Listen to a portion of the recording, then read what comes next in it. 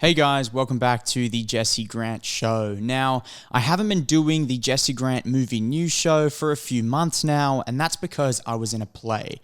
As many of you guys know, if you follow me on social media, I'm also an actor and a filmmaker, and so I had to go do a play and I was acting in it, and that took a lot of my time, so I couldn't sit down and actually record a movie news show for a couple months. All I could do was find 30 minutes here and there to sort of put out like a video essay, either writing tips or about a specific actor or a breakdown of a movie, and just get one video out a week. But on top of that, doing a movie news show and actually writing down show notes and everything, that was way too much time that I just didn't have. From 7 a.m. till 9 p.m., 6 days a week, I was doing the play, and on Sundays, I was too tired. I just had to rest. So I'm sorry about that. If any of you guys subscribe to me just for the movie news, I'm sorry, but it's back, and I'm going to be doing the show now. And huge news for me today, I got accepted to the YouTube Partner Program, so I'm officially making money off this show on YouTube, and that's great. All the money I make from it, I'm going to invest back into YouTube because I make enough as an actor and as a videographer and filmmaker that I don't need that to live, but I do want to invest that money back into the show. So getting a better room set up, maybe a studio set up if I make enough money from it, and just making this more professional and overall giving you guys better quality content. Hopefully each week it'll improve somewhat from the money that I can generate. So without further ado, that's enough talking. Let's get into the point of this movie news show, which is the first news topic. Ezra Miller might be facing 26 years in prison. Now, this just came out the other day. He's finally gone to court, not for a new charge. It's not what's Ezra done this time? It's an old charge, the old charges of the break and enter and the alcohol robbery where he stole. It's being labeled as like petty theft, I believe, in court, where he sort of snuck into a house and stole some alcohol. Now, I don't really understand how the maximum sentence for these two crimes can be 26 years. They always seem to report some huge maximum sentence, and of course, that's never going to be the outcome. He's not doing anything that other teenagers haven't done, sneaking into a house, stealing alcohol. That stuff happens a lot, and you don't face more years than you would for a murder charge for this type of crime. So that's just what's being reported. He's gone into court and he's pled not guilty. Now, I don't think he's pleading not guilty to say, I didn't do it, because he was caught on CCTV footage saying he did do it. But he's kind of pleading not guilty, I think, in one of those technical ways that lawyers can sort of manipulate a situation where you plead not guilty, and that's some sort of plea deal in which you are then sentenced to 6 months prison or sentenced to this fine or this community service, whatever. I think that's the situation, and that's why he's pled not guilty in this case. But, however, they are reporting 26-year maximum. Now, in my opinion on this, I think he's going to get away with maybe 6 months to a year in prison, and that's if he's really unlucky. That's if he has a tough judge, they sentence him to 6 months, a year. I think it'll either be that, or it'll be a house arrest situation, or it'll be maybe a community service or a huge fine. But anyways, aside from what may be the outcome of this, it does not look good for his career or look good for Warner Brothers. Now, where do I think he's going to go in his own acting career, and what do I think Warner Brothers is going to do with Flash? These are two things I'm going to touch on now. I think firstly, with him as an actor, I think it's going to be tough for him to come back from this. We've seen other actors do it, like Robert Downey Jr. He was arrested for drug charges. I think he had a firearm, and he was able to come back, right, through Iron Man and big movies like that. Now, do I think Ezra Miller will do the same? Only time can tell. But at the moment, it does not look good. And I do think he's gone down much bigger of a slippery slope than even Robert Downey Jr. did. And he was called, Hollywood bad boy for a while. And Ezra Miller, I think, has done a little bit worse. He's assaulted women. He's thrown chairs at people, singing karaoke in a bar. There are the grooming allegations. He'll have to see court in a few months for that, so he has another court case due. And then, of course, this with the theft and the break and enter. So I think he's gone down a bigger slippery slope, and I think it's actually going to be harder for him to come back.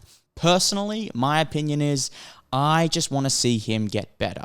He's a talented actor. He seemed like he used to be a good enough guy, and he's gone down some weird sort of mental health trip, and I just want to see him get better and seek the help that he needs. And then once he's better and once he's a respectable man again, a respectable person, then we can move forward into seeing what he could do in an acting career. But that's not even a concern of mine. I just want to see him do better as a person and get back on the right track, and then worry about career after that. Now, what will Warner Brothers do? Now, this is a tricky situation. I think even if he wasn't facing prison time, he was never going to go to the Flash premiere.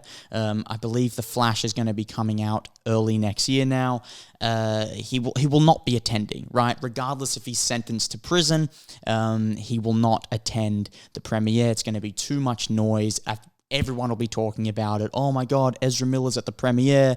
That's all the questions will be about that, and nothing will be about the film.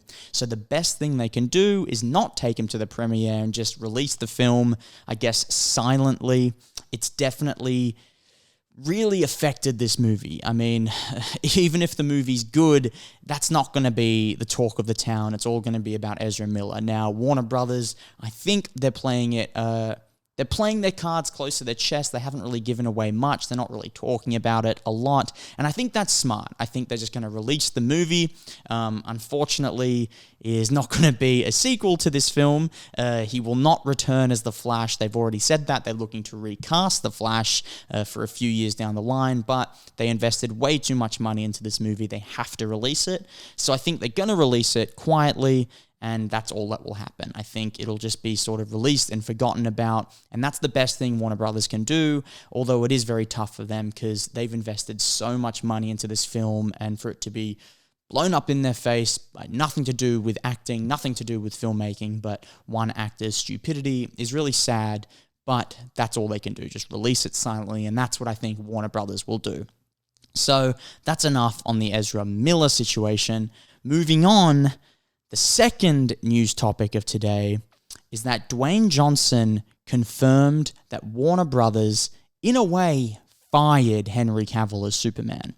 They were very much against Henry Cavill returning, and this was the former Warner Brothers leaders. Now, the new leaders have come in, they've completely changed their staff, they've cut a whole bunch of films that they had greenlit to go forward, cut them all like Batgirl, and now they want Henry Cavill back. And Dwayne Johnson has actually come out and said that he fought for 6 or 7 years to get Henry Cavill back as Superman, and Warner Brothers didn't want to hear it. Now, finally, they've listened to Dwayne Johnson and they've made the right call, and of course, he's coming back in. Now, this is crazy to me because I didn't really put in that much research back a few years ago into what was going on with Henry Cavill. I thought he just wanted to go a separate way, sort of avoid that Superman curse and start to build his name in other films, and Warner Brothers went a separate way. I thought that could have been the answer. I thought that was the reasoning behind why he didn't return as Superman, or I even thought the reasoning could be Henry Cavill just openly did not want to return. But now hearing from Dwayne Johnson, who's obviously a very reliable source, and he's saying that Warner Brothers just didn't want Henry Cavill to come back. Now that's really odd to me because I don't understand why probably the best Superman of all time, all the fans loved him, like there was nothing but praise for this Superman character and for Henry Cavill as Superman, and they thought, we'll go a different direction. It just doesn't make sense. It doesn't quite add up. I don't understand it. But I guess not many people do understand it. Dwayne Johnson didn't even understand it, and he had to fight for years. Dwayne Johnson didn't even have enough swing to bring Henry Cavill back in. So that must have been I just don't know what was going through their heads. But I am glad that the new Warner Brothers leaders Zaslav in particular wants to bring Henry Cavill back in. That is just terrific. I think it's also a good opportunity for Henry Cavill because he's broken that Superman curse, right? That curse which tainted everybody, it cursed every single person that put on that Superman costume. It was so hard for them to break that character, to, be successful in other ventures. And all we've seen Henry Cavill do is just go from strength to strength. He left Man of Steel and he was in Man from U.N.C.L.E., which was an incredible spy film done by Guy Ritchie. Then he was in, the Witcher series, which he went and sought out. He got the producers, he got the creative team behind it and put that out there. So Henry Cavill's had an incredible career post-Superman. And I think even if he was to return as Superman, he wouldn't get stuck in that curse. And he's in a great position right now. And I think it's just a perfect time for him to return. He's not too old. I think if they left it another 4 years, maybe 5 years, he would have just ticked over that age bracket and it just wouldn't be the same. They would have to rewrite the story in a different way. But now he can return as a powerful superhero, a semi-young superhero, and still have that same impact as Superman as he did 10 years ago now. It was 2013 was Man of Steel. So I think he's going to return and just be that same young, great superhero that we all love. And then he still won't be haunted by that Superman curse. He can return, do it, but we'll still know him as Henry Cavill and not just Superman. And he's just in a great position, I think many actors would kill to be in that type of position. You look at someone like Tom Holland right now, he's even fighting to break out of that Spider-Man curse. He's doing movies like Cherry and he's doing other films to sort of grow, his name personally as an actor and not his name as Spider-Man. And I think Henry Cavill did that amazingly and so many other talented actors would kill to be in the position he's in. So I think him returning to Warner Brothers, it's just perfect timing. I don't think he'll be back for very long. I think most likely 2, 3, they're pushing it at 4 movies. But that's enough. And that's enough to make me happy. I love Henry Cavill's Superman. I think he's the best Superman of all time. He was born to play that role and clearly is a talented enough actor to, make the most of any role. So not just having the looks of Superman, but having the acting talent behind it is incredible as well. So I'm super excited that Warner Brothers have changed their minds and are bringing Henry Cavill back. Now, one final thing I do want to touch on with Warner Brothers bringing Henry Cavill back is I don't want to put all the blame on the past staff that I guess decided he wasn't the right way to go. I guess they had their reasons. They couldn't see, in the future that by letting him go, more people would talk about him as Superman. I know personally it's like my fondness for his Superman character grew after he left, after he was no longer in the Warner Brothers Justice League franchise. When he left the DCEU, his enigma grew, and I think more people started going, man, they should have never let him go. Whereas when he was Superman, he was really liked as that character, but he hadn't built that name as an actor outside of the character. So I guess I can sort of see a reason that they let him go. Wouldn't have been my decision, but I don't want to put all the blame on them. I'm just reporting the facts of the matter, which is they let him go. It was the wrong decision, and the new leaders of Warner Brothers are bringing him back.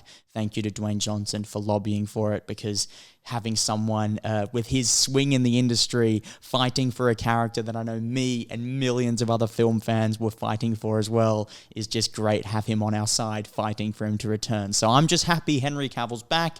I do think it will not be for a long time, but it will be for a very good time. I'm super excited. And on to the third topic of today, which is that at a recent interview, Rian Johnson, the director of Knives Out, Glass Onion, has said Daniel Craig's character, Benoit Blanc, the detective, is gay. Now, this wasn't him coming out saying, we want to let everybody know that the detective, Benoit Blanc, is a gay character. It wasn't that. He was asked a question, and he just responded. I guess there must be a scene in Glass Onion where maybe it hints at it. Someone who had seen the film asked him, a reporter asked him, hey, is Benoit Blanc gay? And he openly just said, yes, he is. Now, Do I have a problem with this? Of course not.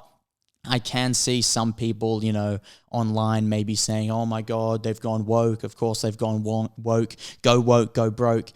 No, I think with this type of film, it just does not matter. Like, there should be no talk about him being gay or straight. Like, that shouldn't have an impact on the character, because how does sexual preference have an impact on how well you can solve murders? It has no impact, right? So him being gay, all that does for me is let me know more about the character. And personally, as a fan of murder mysteries and of this genre, the more you know about the detective, right? The more you know about that character, the better the movie or the TV show is. I'm a huge fan of Poirot, Hercule Poirot, and there's a series that went for 13 seasons with David Suchet, an incredible actor playing Poirot, and because you learn so much about that character, you grow a fondness for that character.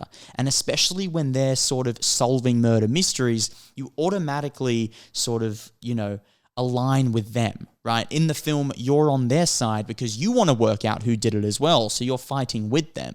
And so the more you know about the character, your teammate, you could say, that you're fighting with to find out who murdered who, the better. And I think all this does for me is just allow me a deeper insight into, I guess, Benoit Blanc and the character Daniel Craig's playing. It doesn't change anything. In the first movie, did I think he was gay? No. But will this change the way I view the character in the second movie? No. And I think for anyone watching, please don't allow it to change any way that you view it, because it doesn't have any swing on the film. So that's, I guess, all I have to say about that. It's just news topic which came out, and so I thought I'd report on it and just let that message get out there that sexual preference of a movie character, if it has no sort of point to the story, there's no point of even questioning it. There's no point of getting angry about it, because gay people exist, straight people exist.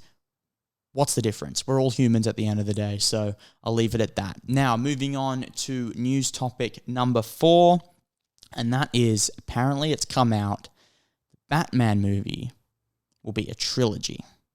The Matt Reeves Batman with Robert Pattinson might be a trilogy. Not in the same sense as other trilogies, not, I guess, as you would say the Christian Bale Batman was a trilogy, but they are going to do 3 films, and these 3 films will also center around other characters. So I think there will be another, we knew there would be a Batman 2, right, about Robert Pattinson's Batman, but a third film about another character, about someone else in this world. And I think this is perfectly done by Warner Brothers. They're going to build this Batman world separate to the DCEU. And I think this is their way of going up against Marvel, right? Of rivaling Marvel Studios and rivaling the MCU. I think the DCEU has been blown out of the park. They're a bit sort of all over the place. But what the Batman has done is build a clean slate for them to build up this world, to cast people in this world that are great actors like they've done with Colin Farrell. They're going to cast great actors like Paul Dano and center a film around another character.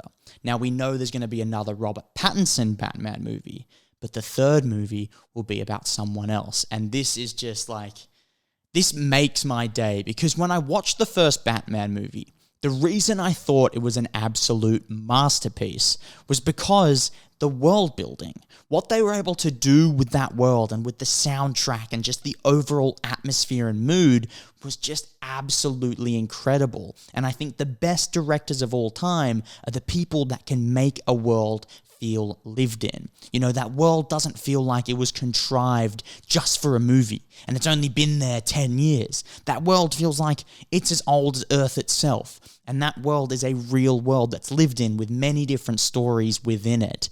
And that's something only the best directors do, like Martin Scorsese, like Steven Spielberg, like Ryan Coogler. They build incredible worlds. And Matt Reeves has done it with the Batman. And so the fact there's going to be a Penguin show, like a Penguin series, then a third movie about another character, then a Batman 2 with Robert Pattinson's Batman taking on the Riddler, or taking on the Joker, sorry, not the Riddler, that was the first movie, is just incredible. And this is something I've been looking forward to, because as any Batman fan out there would know, the world is what's so important. Gotham is so important, and it was integral to the first Batman movie that Matt Reeves put out. So expanding that, making movies about other characters is only going to do that justice, and I'm just so excited to see where they can take it. That's enough for me. That's the end of my movie news show this week. I hope you guys like that I'm back doing this. I'll be back again next Tuesday with another movie news show.